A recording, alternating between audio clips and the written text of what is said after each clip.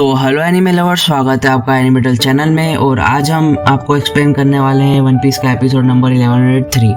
तो एपिसोड की शुरुआत में हम CP0 के एजेंट्स को देखते हैं और लूची ऑर्डर करता है कि स्ट्रॉयड्स की शिप को तबाह कर दिया जाए और काको बोलता है कि ये काम मुझ पे छोड़ दो। उतने में हम देखते हैं कि जोरो शिप पे सो रहा होता है और बुक अंदर किचन में काम कर रहा होता है। और उतने में हम देखते हैं कि काको डिस्को डांस करते हुए स्काई स्लेशर अटैक करता है 1000 सनी के डिस्ट्रॉय करने के लिए। पर इस अटैक को जोरो से होते हुए सेंस कर लेता है और काफ़ी बैड एस वे में बिना किसी एफर्ट के इस अटैक को न्यूट्रलाइज कर देता है। धमाका सुन के ब्रुक शिप के बाहर आता है और देखता है आसमान के CP0 के एजेंट्स को और जोरो को देख के सस्ता उसब तुरंत पहचान गया था, पर जोरो को वो याद नहीं रहा था। पर एक फ्लैशबैक के बाद जोरो को याद आ जाता है कि ये वही जिराफ है। फिर बिना किसी टाइम वेस्ट किए जोरो उसको वार्न करता है कि अगर तुम हमारी शिप को डिस्ट्रॉय करने की कोशिश करोगे तो मुझे तुम्हें काटना ही पड़ेगा।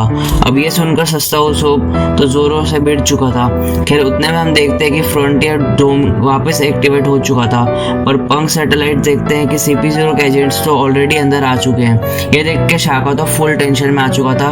लिलित एक बार फिर से तैयार होती है, फिर चलो हम अब चल के CP0 पे हमला करते हैं। पर शाका लिलित को बोलता है कि नहीं, मैं नहीं चाहता कि तुम उनसे जाके लड़ो। फिर सीन शिफ्ट होता है लूफी और गैंग की तरफ, जो कि बोनी को ढूंढ रहे थे और बोनी को ढूंढते ढूंढते वो अपने फेलो स्ट्रॉयड्स के बाद वापस यूनाइट हो जाते हैं। अब स्ट्रॉयड्स के मिलने के बाद लूफी उन सबको बता रहा था कि उसके साथ क्या क्या हुआ और उसने क्या क्या देखा। और उसब और शांति बताते हैं कि टेंशन मत लो, हमने सब कुछ मॉनिटर में देखा है कि तुम्हारे साथ क्या क्या कांड हुआ है। नामी बोलती है कि बिना ज़्यादा टाइम वेस्ट करे जल्दी से वेगापंक को लेकर यहाँ से निकलते हैं। और लूफी बोलता है कि इतनी जल्दी भी, अभी तो हम यहाँ साइलेंट पे आए हैं, तो थोड़ी देर और रुक जाते हैं। फिर उसब लूफी को बोलता है कि हाँ, हम भी साइलेंट पे रहना चाहते हैं, लेकिन ये आइलैंड सेफ नहीं है कि ये गवर्नमेंट का आइलैंड है। फिर लूफी बोलता है कि अच्छा चलो, क्या तुम लोगों ने बोनी को देखा है? क्योंकि हमें बोनी को ढूंढना पड़ेगा, नहीं तो वो डॉक्टर वेगापंक को जान से मार देगी। अब ये सुनकर शायद स्ट्रॉयड्स हैरान थे कि बोनी ऐसा क्यों करेगी। उसके बाद रॉबिन बोलती है कि आई होप वेगापंक अभी तक जिंदा हो। खैर उतने में सीन शिफ्ट होता है बोनी की तरफ, जो आग बबूला होके वेगापंक के पीछे भाग रही थी।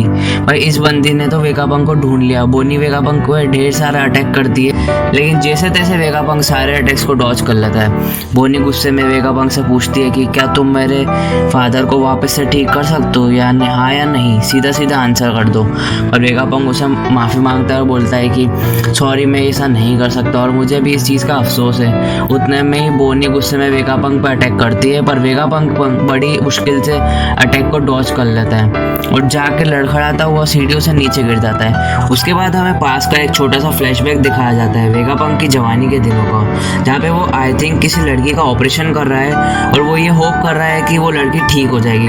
उसके बाद हम वापस से प्रेजेंट में आते हैं और देखते हैं बोनी अपने बच्चों वाले फॉर्म में जमीन में पड़ी हुई है और रोने का नाटक कर रही थी कि सीढ़ियों से गिर गई है, उसकी टांग टूट गई है। उस चीज़ को वेगापंक छुप के देख रहा था। और भले ही वेगापंक ने अपनी जिंदगी में कितने भी कांड करे हो, पर वो दिल का इतना भी बुरा नहीं है। वो बोनी के इस चाल में फंस जाता है और उसकी मदद करने के लिए उसके पास आता है, लेकिन उसके बाद बोनी एक अजीब सा शॉकिंग ट्रांसफॉर्मेशन करती है, जो काफ़ी हद तक लूफी के गियर 5 मसल मैन से मिलती जुलती थी।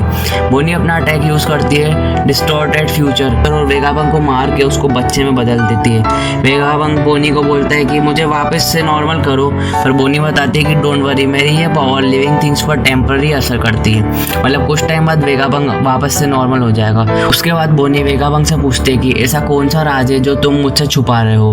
वेगापंक बोलता है कि सॉरी बोनी, अगर मैंने तुम्हें ये बता दिया तो यह सिर्फ और सिर्फ तुम्हें दुख देगा और कुछ नहीं। उतने में सीन शिफ्ट होता है और हम कुमा को देखते हैं, जो कि रेड लाइन पे चढ़ रहा था फॉर सम रीजन, और वहाँ पे मरीन सोल्जर्स भी थे जो कुमा पे एक के बाद एक अटैक कर रहे थे। उसके बाद हम बोनी को दोबारा से देखते हैं, जो गुस्से में वेगापंक का गला दबा रही थी। बोनी बोलती है कि तुमने मेरे फादर को मारा और उसका रीज़न है जो तुम मुझे बता नहीं सकते, क्या मैं तुम्हें बेवकूफ़ दिखती हूँ। वो वेगापंक को जान से मार रही होती है, पर वेगापंक बोलता है कि मुझे छोड़ दो बोनी, मेरा ऐसा कोई इरादा नहीं था।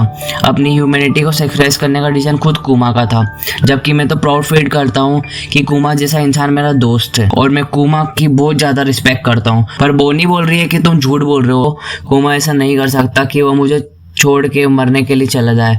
तुमने कुमा को मारा है। अब बोनी वेगापंग को मारने ही वाली होती है, पर उतने में ही एक अजीब सा बीप की आवाज़ आती है।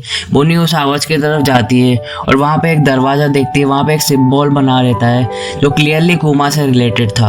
वेगापंग बोनी को रोक रहा होता है, पर बोनी उसकी ना सुनते हुए उस दरवाजे के अंदर चली जाती है और वहाँ पे वो एक बड़ा सा एनर्जी बॉल देखती है जो एकदम वैसा ही था जो हमने थ्रिलर बाग आर्क में देखा था, बस उससे कुछ ज़्यादा ग्लो कर रहा था। खैर, ये देख के बोनी की आंखों में आंसू आ जाते हैं और यहाँ से सीन शिफ्ट होता है। हम देखते हैं कि किड्स पायरेट्स को जो एक स्टॉर्म में फंसे हुए थे वो एक आइलैंड के सामने आ चुके थे और वो आइलैंड था the island of the giants Elbaf. और इस एपिसोड में इतने सारे कैरेक्टर्स दिखाए गए भाई। उसके बाद फिर से सीन शिफ्ट होता है और हम देखते हैं द मरीन हीरो गार्प जो एक गवर्नमेंट आइलैंड पे आया था हेलमेपो को लेने, क्योंकि गार्प का सिंपल फंडा है, वो सीधे जाएगा ब्लैक बियर्ड की टेरिटरी में उसे लड़ने और कोबी को बचाकर वापस लाएगा। इसका मतलब हमें फ्यूचर में गार्प वर्सेस ब्लैक बियर्ड देखने को मिलने वाला है भाई। ये एक अलग ही लेवल की फाइट होने वाली है। और खैर, गार्प की हंसी के साथ ये एपिसोड खत्म होता है। तुम्हें ये एपिसोड कैसा लगा कमेंट्स में ज़रूर बताना, क्योंकि मैंने तो ये एपिसोड बहुत ही ज़्यादा एंजॉय करा। एक्सप्लेनेशन कैसी लगी कमेंट्स में ज़रूर बताना। बाकी चैनल को सब्सक्राइब जरूर करना, क्योंकि ये मेरे लिए बहुत मैटर करता है। मैं चलता हूँ, बाय बाय, लाइक कर देना।